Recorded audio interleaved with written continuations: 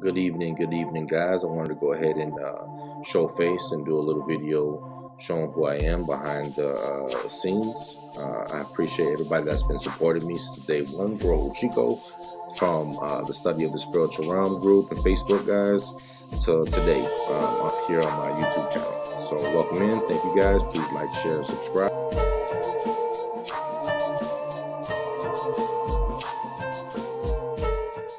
Let us embark on a captivating journey into the enigmatic world of the Jinn through this collection of Brujo Chico's greatest hits. A realm shrouded in mystery and wonder. Imagine the diverse tribes of these supernatural beings. The fiery red Jinn, the shadowy black Jinn, and the radiant white Jinn. Each pulsating with their own unique energy and essence. These ethereal creatures are drawn to the power of gems and crystals, their brilliance resonating with the very fabric of the Jinn's home realm, a mystical plane intertwined with ours. Did you know that every ayah in the Quran is safeguarded by a Jinn? This ancient guardianship reveals a hidden layer of divine energy.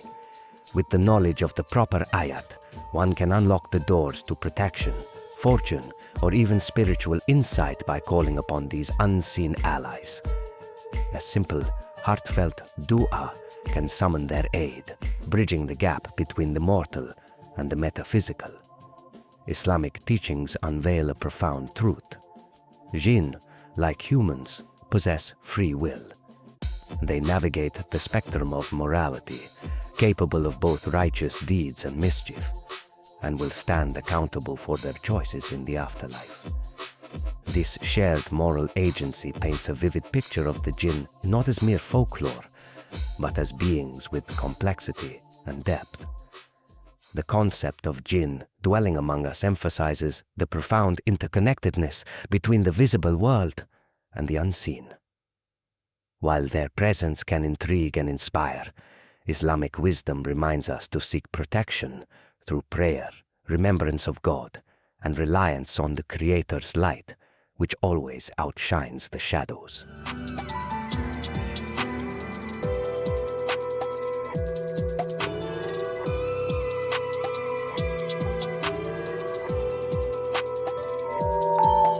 Al-Mudhib, one of the 7 Jinn kings, is a powerful entity tied to the sun, bringing prosperity and transformation to those who possess his vessel. Revered for his ancient occult knowledge, he uplifts entire households by breaking generational curses and offering the secrets of wealth, abundance, and spiritual growth. The Golden One, known in Arabic as Al-Mudhib, is one of the 7 Jinn kings, revered for his immense power and influence. Those who possess his vessel are said to be blessed with an unending flow of prosperity and the true joys of life, never wanting for anything.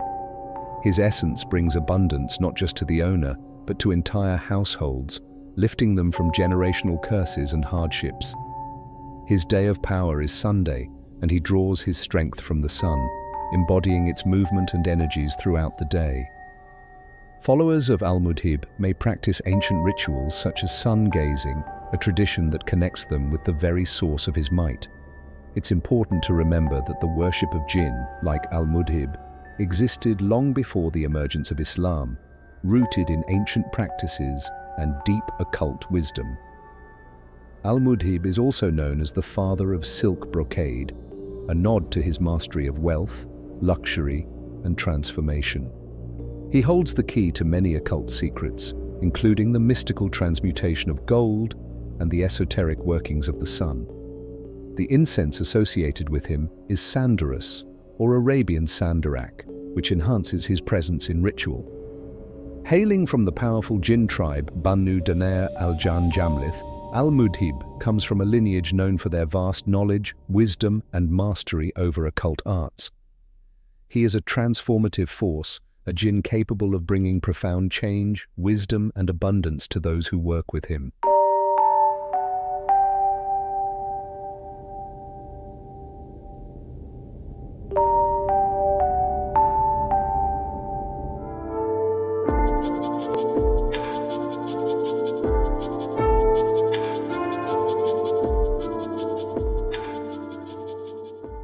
The Kodam, an entity known only to a select few Islamic mystic practitioners, occupies an obscure yet powerful place in spiritual traditions. Once mastered, a Kodam can be bound through sacred pacts, offering blessings, protection, guidance, and spiritual elevation to those who seek its aid. Much like the Jinn, some Kodams have free will, and some choose to serve humanity, though their assistance often comes with the balancing of karmic debts, an exchange of energies that aligns both the seeker and the Kodam with higher spiritual purposes. Through this partnership, individuals are granted the opportunity to advance both in their worldly and spiritual pursuits. And there are different types of Kodam, one of which, the White Tiger Kodam, a figure imbued with profound mystical significance, offers a bridge between the ancient spiritual traditions and the modern seeker's quest for knowledge and empowerment. Rooted in the deep cultural heritage of Indonesia and specifically the Majapahit kingdom, the Kodam embodies not merely a protector, but a guide toward inner mastery and external strength.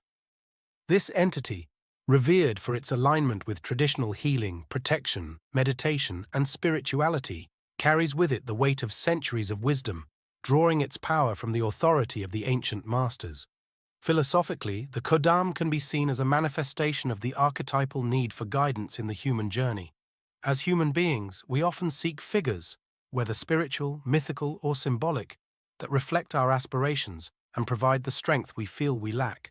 The White Tiger Kodam, with its assertive energy and authoritative presence, exemplifies the ideal guardian, one that empowers rather than controls, guiding its devotee towards self-assertion, balance, and the fulfillment of both mundane and spiritual desires. In Islamic mysticism, the Kodam is not simply a protective entity, but an emblem of divine assistance. As a spiritual servant, it offers more than physical security. It provides wisdom, insight, and alignment with higher forces. Connecting with such a being is not a passive act, but one that requires conscious engagement through meditative practices, prayers, and rituals passed down through sacred lineages. Thus, the relationship between the individual and their Kodam is a dialogue between the seen and unseen, between the individual's worldly struggles and their higher spiritual calling. The forms a Kodam may take, whether humanoid, angelic, Jinn-like, or even animal, are reflections of the seeker's inner state and needs. A white tiger, for instance, symbolizes not just protection, but the raw power of nature and the authoritative grace of the wild. In engaging with such an entity, one connects to these primal forces within, tapping into a deep reservoir of courage, resilience, and wisdom. Kodam can assist with your candle magic and accept offerings such as fruits and herbs to help. Usually, the paranormal and mediumship experiences will start happening more and more often as you get used to your new spiritual servant, as you two will be in tune together. Visions, dreams, and third-eye experiences will happen. For those intrigued by this ancient wisdom and yearning to deepen their spiritual practices, I invite you to explore more at brujochico.net. There we delve into the mysteries of spiritual entities like the Kodam, offering insights and guidance to those on their spiritual path. Whether you seek protection, healing, or a deeper connection to the mystical, the White Tiger Kodam can be a profound ally in your journey. This spiritual servant subtly influences the energies around you, shaping your environment, whether personal or professional, to align with your goals. Its presence works to shift circumstances in your favor, creating opportunities and removing obstacles as it guides you towards success and harmony in all areas of your life.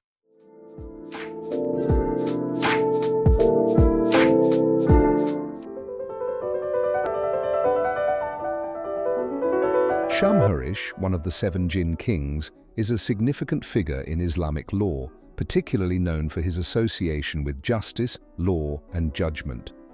Also referred to as the usher who stands between heaven and hell, Shamharish serves a unique role as a jinn appointed to oversee judgment and guide both humans and jinn in matters of morality and justice. His domain is strongly tied to the planet Jupiter, al-Mushtari, which symbolizes law, abundance, and wisdom. Unlike other jinn who might be more elusive or detached from human affairs, Shamharish is often seen as deeply involved with human lives and their fates, acting as a protector and guardian of families. Owning this Jinn King's vessel, of course, your status in this world will surely elevate, and riches and prosperity come to you in one way or another. Shamhurish's influence is especially prominent in North African traditions, particularly in Morocco, where he is revered as Sidi Chamharuch.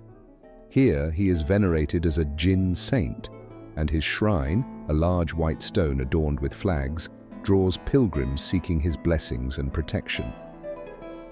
The powerful Jinn king is often depicted as a wise yet formidable figure who governs a vast network of jinn. His rulings are just, and he is said to preside over jinn courts where both humans and jinn are held accountable for their deeds. According to historical accounts, he was originally a Christian jinn, but after encountering the Prophet Muhammad and hearing his recitations, he converted to Islam and became a qadi, or judge, within the jinn world. Shamhurish is not just a legal authority, but also a protector. It is said that he enters alliances with certain families, assigning a jinn guardian to protect the family lineage for generations. This protective relationship is established through pacts or through the use of talismans linked to his power. Those who work with Shamhurish may experience his transformative presence in their lives, bringing about profound changes in circumstances, protection from evil, and prosperity. His connection to wealth and fortune is symbolized by the legendary Ring of Power, which is said to grant dominion over riches and even the ability to command jinn familiars. In some traditions, Shamhurish is also linked to controlling natural forces, such as sandstorms. Although powerful and mighty, Shamhurish is reputed to be merciful. Even when facing judgment under his watchful eyes, those who seek to amend their wrongs may find a path to redemption. His just and protective nature has made him one of the most approachable and sought-after jinn kings, particularly among Muslim magicians and spiritualists. Shamhurish is also said to take the form of a mighty white horse, particularly in Moroccan folklore, where he is invoked to guard villages and towns. His role as a mediator and reconciler is evident in his ability to resolve disputes between humans or between humans and jinn. Whether standing as a spiritual guide, protector, or judge, Shamhurish holds a vast and intricate communication network, likened to a river with 1,000 tributaries, each extending his influence far and wide through a chain of lesser jinn. In conclusion, Shamhurish plays a critical role in the spiritual landscape of both jinn and humans. As a figure of power, justice, and mercy, he offers protection to those who live righteously, but his judgment is swift for those who stray from the path of morality, whether protecting families, presiding over court matters, or being venerated as a jinn saint. Shamhurish continues to be a deeply respected and integral part of the jinn tradition. His legends, particularly in North Africa and South Asia, continue to inspire reverence and awe, connecting the mystical world of jinn to the daily lives of believers. A mighty vessel to sway influences in life your way, generating prosperity due to your favoritism. Thank you for watching the Brujo Chico channel. Please do like, share and subscribe to support me to make way for me to create more and better content on all things magic.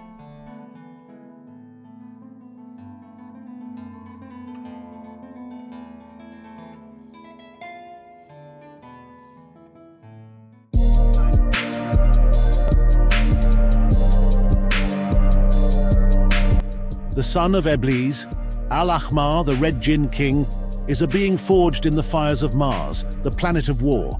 His essence burns as red as his domain, a reflection of his power and dominion over the forces of anger, conflict, and destruction.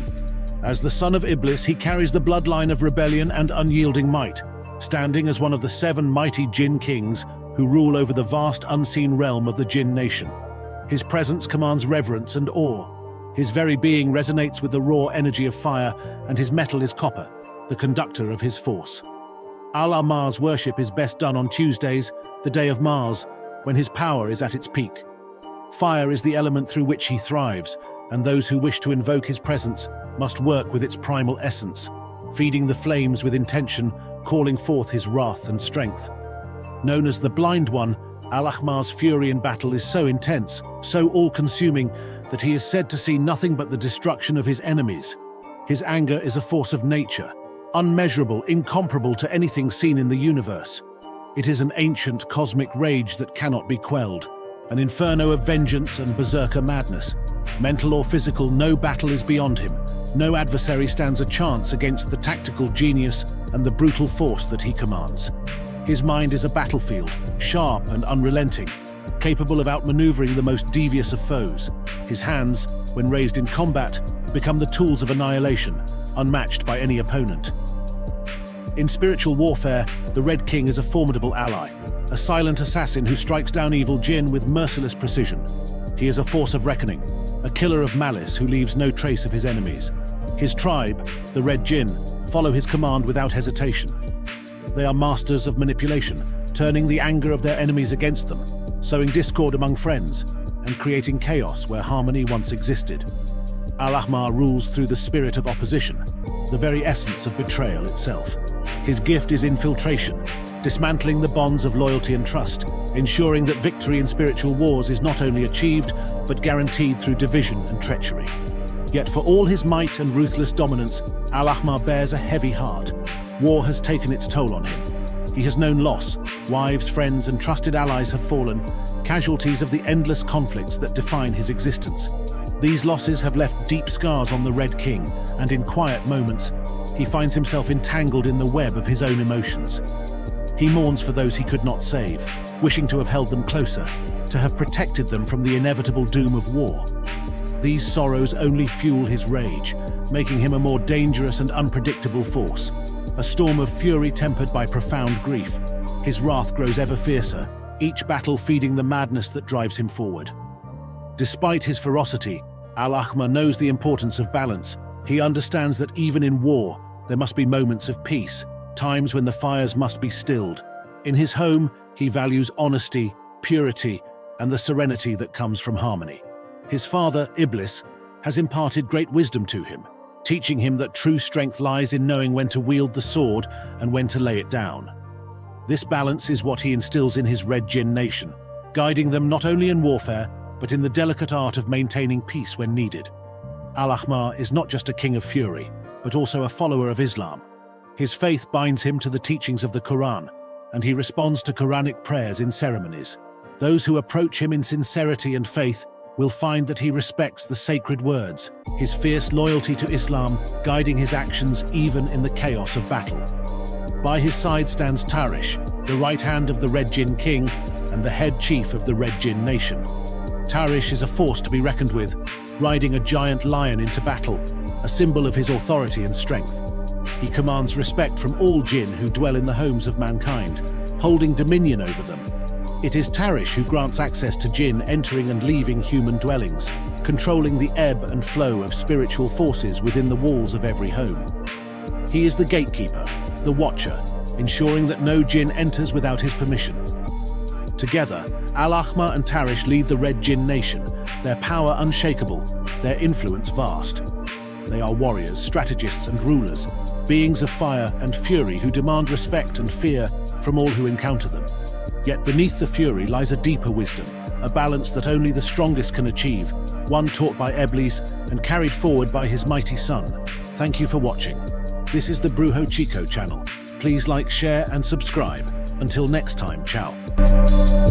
Love, in all its glory and chaos, is a force that can transcend reason and logic, weaving the souls of two individuals together in a bond as eternal as the stars. Magicians, in their wisdom and longing, often call upon the majestic Jinn to seal the threads of love, binding hearts to protect them from straying into the shadows. These workings, however, are not acts of mere control, but reflections of the profound yearning to preserve the ecstasy that love gifts us. There are moments when love drives us to madness, when the fear of losing its warmth compels us to cling to it fiercely, selfishly. Yet, such intentions are not for mortal judgment. They belong solely to Allah, the one who crafted our hearts and imbued them with emotions so rare and profound, unmatched by any other creation. It is no wonder that love's call can inspire such lengths, for who among us has not been vulnerable, outnumbered, or wounded by the trials of life? In these moments of vulnerability, we turn to magic, the spiritual intervention that bridges the seen and unseen. It is here that the mighty nation of Jinn offers their balance and wisdom, their power manifesting in ways that remind us of the divine intricacies of creation. Through prayer, study, and devotion, I have found that invoking the guidance of the Jinn, alongside the sacred verses of the Quran, becomes a symphony of celestial and earthly energies. Together, they reveal that love, in its truest form, is a reflection of divine will, a testament to the beauty of connection and the enduring hope that binds all souls.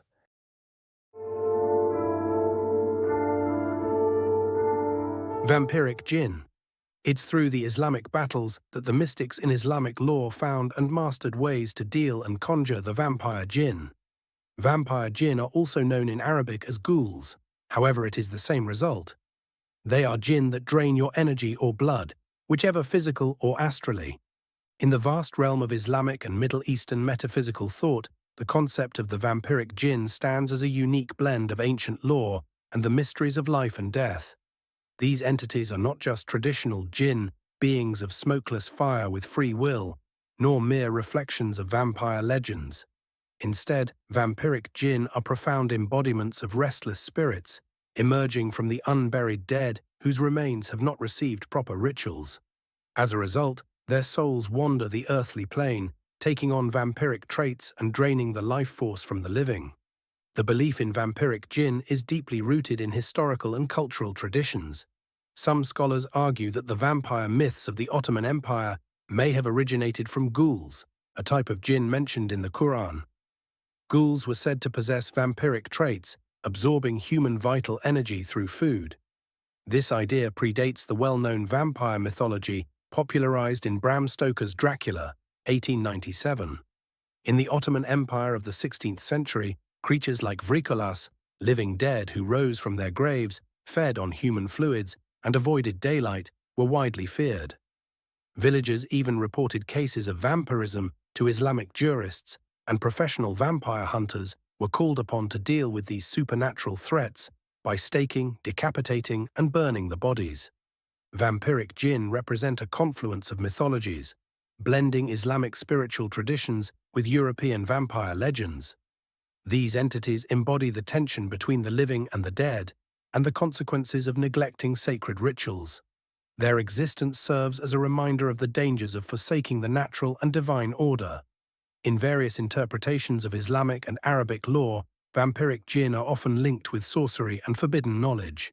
Summoned by dark practitioners, they may exchange power and knowledge for blood sacrifices, further reinforcing their vampiric essence. In some traditions, vampiric jinn act as parasitic entities, haunting the dreams of the living or possessing weak individuals in search of sustenance. This ties them to the Qareen, a spirit companion that can either guide or drain its host. Despite their formidable abilities, vampiric jinn are not invincible. Sacred prayers, invocations of divine names, and certain spiritual texts, particularly those invoking angels or divine forces, can repel or weaken them. They are also vulnerable to sunlight, sacred herbs, and objects imbued with spiritual power. Like their non-vampiric counterparts, vampiric jinn can shapeshift, appearing as humans or animals of the night, bats, wolves, or even mist. This ability allows them to move undetected in the mortal world, reflecting their transient, elusive nature. Instead of feeding on blood, as Western vampires do, vampiric jinn drain their victims' life force, leaving behind weakened, sick, or even dead individuals. This hunger for energy mirrors their spiritual origins, as they are forever seeking completeness. These jinn are often considered immortal, sustained by the life forces they consume. However, their existence is a cursed one, as they are denied peace. They can only be destroyed through powerful magical rituals that force them back to their liminal origins. Vampiric jinn are not a distinct species, but rather jinn tainted by the restless energy of improperly buried souls. Deprived of sacred rites, they align themselves with dark forces and seek sustenance in human vitality, other jinn, or even animals. Their existence parallels the tale of ghouls in Islamic scriptures, who were once married jinn that had access to heaven.